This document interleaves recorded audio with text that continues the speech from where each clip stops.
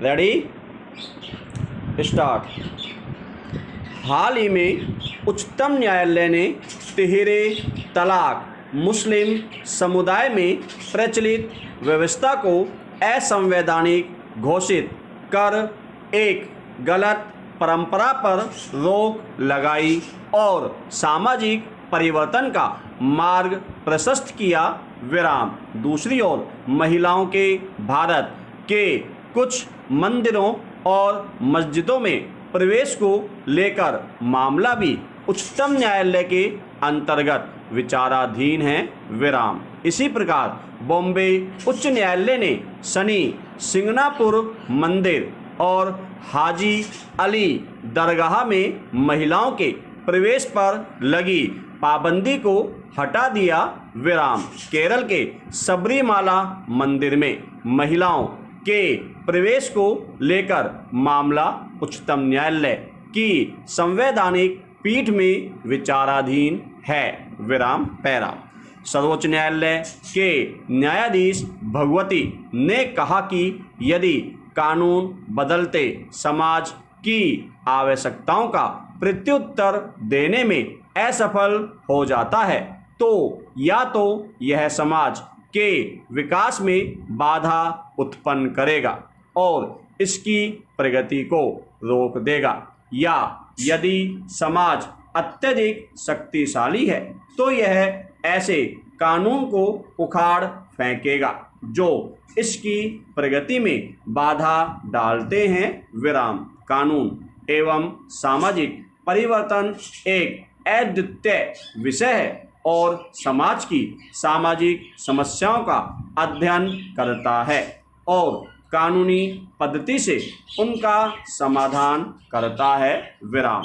वस्तुतः विधि परिवर्तन के दो तरीके हैं। विराम।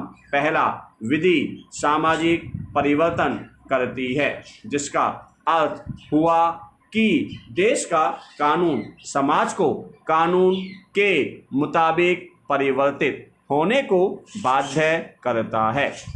दूसरा, जब न्यायपालिका के समक्ष मौजूदा कानून या प्रथा से संबद्ध विवाद आ जाता है जिसमें विधि का प्रश्न निहित हो तो समाज कानून में परिवर्तन करती है, जिसका मतलब हुआ कि कानून का निर्माण विधायी या रीति रिवाजों या प्रथा जैसे लोकतांत्रिक माध्यमों द्वारा अपनी जरूरतों के अनुसार समाज द्वारा किया जाता है। विराम। पैरा। जहाँ किसी प्रकार की विधि की स्थापना प्रथा एवं रीति रिवाज के रूप में समाज द्वारा की जाती है, यह कहा जाता है कि समाज ने कानून में परिवर्तन किया। विराम। दूसरी ओर यदि ऐसा कानून अनैतिक, अन्यायपूर्ण और असंवैधानिक है तो समाज को वैध विधि के अनुरूप बदलना होता है। विराम। इस स्थिति में कहा जाता है कि कानून ने समाज को परिवर्तित किया। विराम। दोनों ही स्थितियों में परिवर्तन होना लाजमी है। विराम। पैरा। ब्रिटिश शासन प्रणाली ने भारतीय जीवन के प्रत्येक क्षेत्र, सामाजिक व्यवस्था से लेकर राजनीतिक, आर्थिक एवं सांस्कृतिक समीकरणों तक को विभिन्न नए प्रयोगों के द्वारा बहुत प्रभावित किया, जैसे नया प्रशासन, नया विधान, व्यापार का नया रूप, संचार व्यवस्था में क्रांति, कृषि का वाणिज्यीकरण, औद्योगिकरण, नगरीकरण आदि। विराम। भारतीयों द्वारा हुए सामाजिक धार्मिक सुधार आंदोलनों, शैक्षिक गतिविधियों एवं मिशनरियों ने भी कई तरह से सामाजिक परिवर्तनों को अंजाम तक पहुंचाया। विराम। सारे सुधार आंदोलनों की मांग कहीं न कहीं वर्तमान विधानों में परिवर्तन की मांग तक पहुंच जाती थी या नए विधानों के निर्माण की मांग भी होती थी, विराम। इन कारणों से भारत के सामाजिक परिवर्तन में ब्रिटिश राज के द्वारा बनाए गए विधानों की ऐतिहासिक भूमिका हो जाती है, विराम पैरा। कानून की परिभाषा सामान्यतः इस रूप में दी जाती है कि सरकार द्वारा निश्चित सिद्धांतों एवं विनियमों की व्यवस्था करना और उसका जनता पर लागू होना, विराम। इसका स्वरूप विधेयक, अधिनियम भी हो सकता है और नीति या रिवाज भी, जो कि न्यायिक निर्णयों के द्वारा लागू किया जाता है, विराम। इसके अंतर्गत वे समस्त लिखित, व्यवस्थित एवं संग्रहित नियम व सिद्धांत आते हैं जो किसी राष्ट्र या राज्य के प्राधिकार द्वारा जारी किए जाते हैं अथवा जनता स्वयं संविधान के द्वारा उन्हें अपने ऊपर लागू करती है, जैसा कि भारत में है, विराम पैरा। कानून की उक्त व्यापक परिभाषा से स्पष्ट है कि कोई भी समाज अथवा सभ्यता बिना कानूनों के अस्तित्व में रह ही नहीं सकती, विराम। यहाँ तक कि प्राचीन भारतीय वैदिक सभ्यता में भी इसके साक्ष्य प्राप्य हैं, विराम। पहले तो श्रम विभाजन के वैज्ञानिक सिद्धांत के आधार पर वर्णाश्रम व्यवस्था के अंतर्गत स्थूल साधनों की कल्पना हुई, विराम। फिर जैसे जैसे सामाजिक आर्थिक व्यवस्था में जटिलता आती गई, विधानों में भी जटिलता आती गई और धर्मशास्त्रों एवं स्मृतियों के रूप में सुविस्तृत आचार संहिता भारत में बनने लगी, जिनमें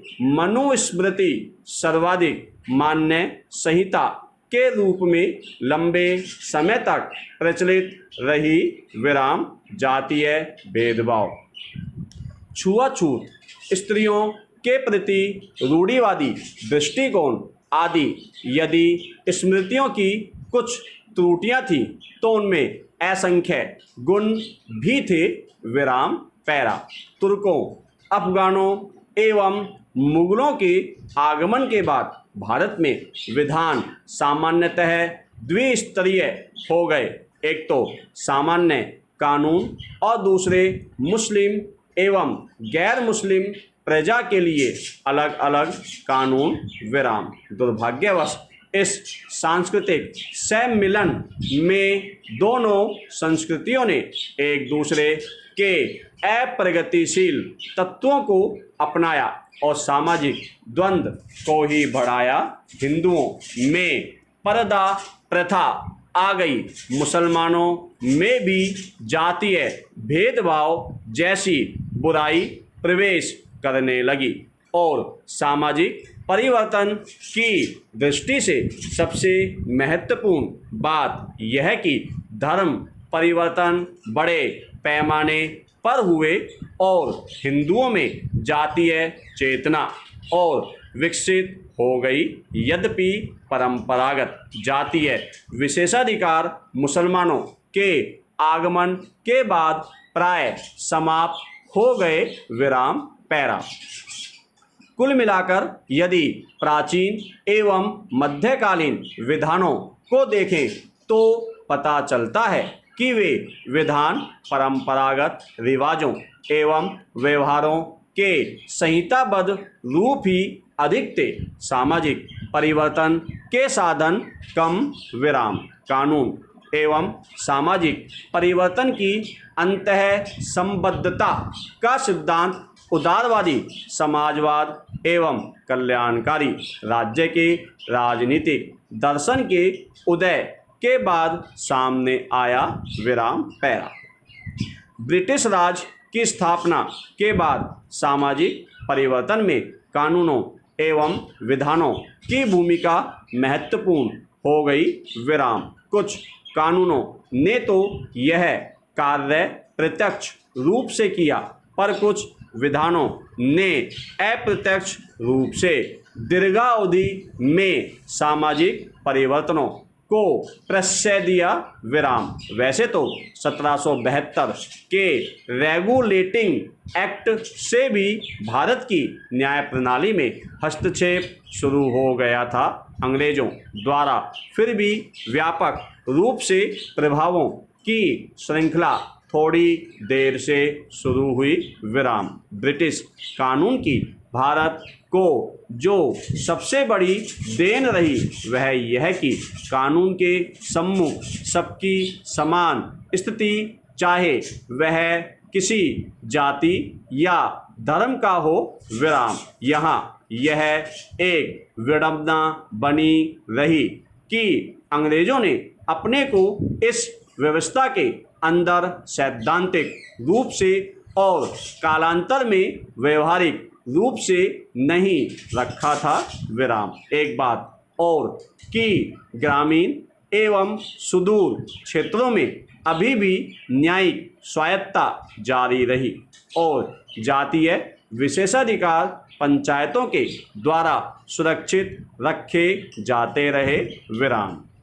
वैसे इस तरह से देखा जाए तो आज भी ऐसी जातीय पंचायतें अस्तित्व में ही नहीं हैं, सक्रिय भी हैं विराम।